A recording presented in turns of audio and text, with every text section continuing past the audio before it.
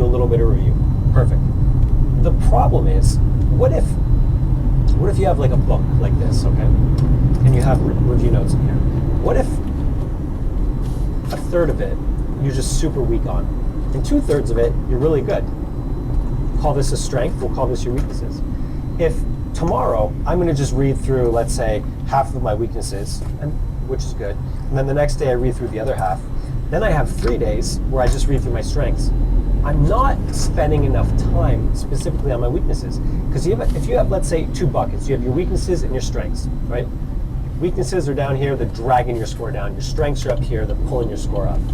If you spend an equal amount of time, your strengths will stay strong, but your weaknesses are not likely to improve. And that's really where the problem stems. This problem of not seeing improvements stems from the fact that while you might be reviewing everything, you're not spending enough time reviewing the things that are pulling down your score, so that instead you can reverse them so they pull up your score.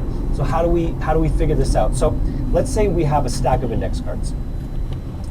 And let's say we go through these cards in our review periods, and there's just some things that we always forget, we can't remember.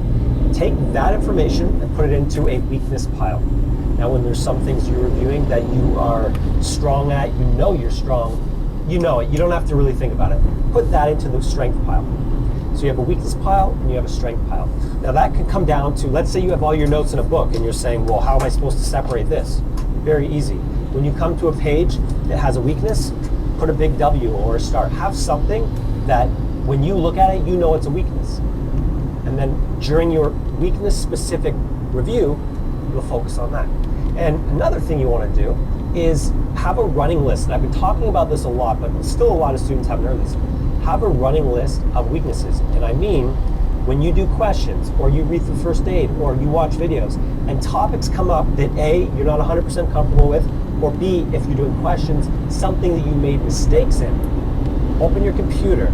If you have a Mac, there's a notes section, and you can link it to your phone, and you can always add in, hey, I made a mistake in a heart failure question, so I'm going to add a heart failure. I made a mistake with small cell carcinoma of the lung. I made a mistake with this, with that. Every time you make a mistake, just add it to the list. And the reason why is because when you sit down to do your dedicated review for weaknesses, you can also refer to that list so that if those things come up, they're at the forefront of your mind, so that when they come up, you remind yourself, oh yeah, I also screwed up a question on this. That will just help you focus more on those weaknesses. If you are making mistakes and you're not documenting it and creating a list of those mistakes, you're going to miss out on the review period because you're not actively documenting them and paying attention to them. So that's something you really want to do. So this is my recommendation. So, I know a lot of you are going to reach out to me and say, well, when do I do weaknesses? When do I do strengths? You should always spend more time on weaknesses. So what I recommend you do is first thing in the morning, when you wake up and you're freshest, your brain is firing, sit down for at least 60 to 90 minutes every single day. Every day. Even if it's an off day, let's say a Sunday, spend 90 minutes in the morning and then take the rest of the day off if that's what you want to do. Every day, work 60 to 90 minutes on your weaknesses. That means going through things, actively writing things out, whatever you have to do to take those weaknesses and turn them into strength. Whatever works best for you. Everybody's a little bit different, so I'm not going to give you strategies for that. You need to know at this point what works for you and what doesn't. But in the morning, before you even do questions or you watch any videos, dive into your weaknesses. Now, as you start to go through this, you're going to see that, hey, I've seen this 5, 6, 7 times. I got it. Like, you start to see things over and over. You're like, you know what? This isn't a weakness. I know it. Take that, put it into the strength pile. Now, that means that as you do more questions, you learn more things. You might be adding to your weakness pile, but you're also, as you take weaknesses and turn them into strength, you add them to your strength pile. So your weakness pile is not expanding. It's probably going to be, floating around the same for a while, and then the more you get into your studies, it should shrink because eventually you'll have seen everything. At that point, it should shrink because you'll be studying and moving things to your strength pile.